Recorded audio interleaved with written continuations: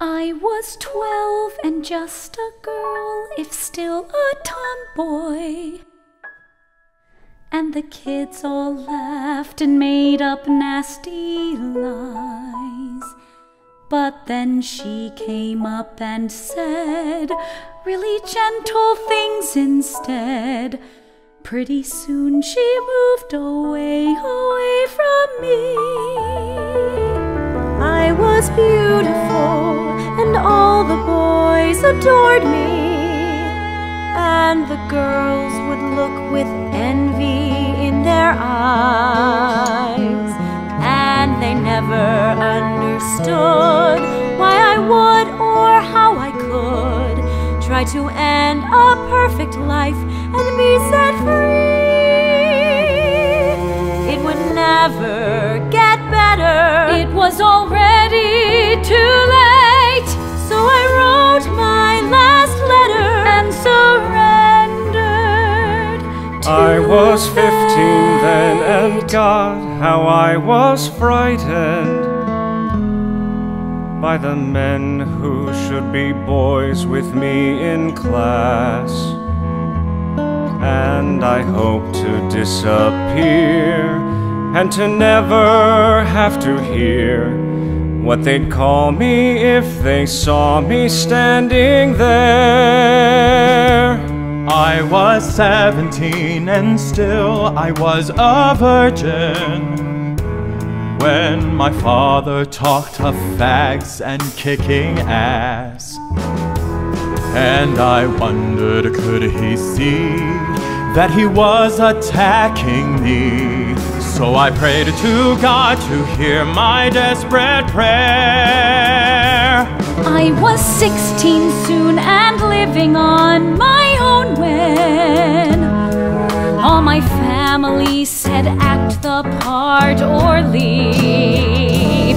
It was tough out on my own, left with nothing I had known, but at least I knew the woman standing there. No one understood why I had sought my exit. No one could conceive of what I had to grieve. So they had me pop some pills, level out the vales and hills, and they called it progress when I couldn't care.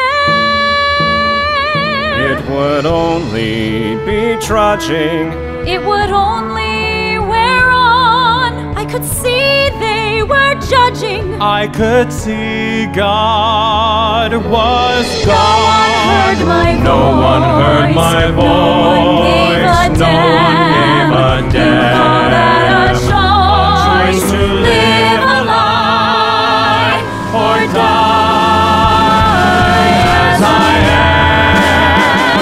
am. But I made it through, though beaten, I'm not broken. And it turns out that this world is not so small.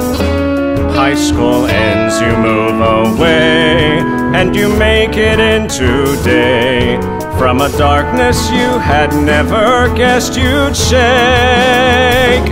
I was 22 when I gave up on praying, and I dropped my vow and told my family all. And I saw my mother cry, and I thought my dad would die. But with time they proved they weren't so quick to break. I'm a woman now, and though I've lost my parents, I have tasted of the joy of being seen by a family of my friends. Though we may be odds and ends, they're the reason why I'm glad to be awake. When I came of age, I left that wretched city, left the meds and left the normalcy machine. if I live or if I die, at least I have a reason why. I believe I'm more than beauty or mistake.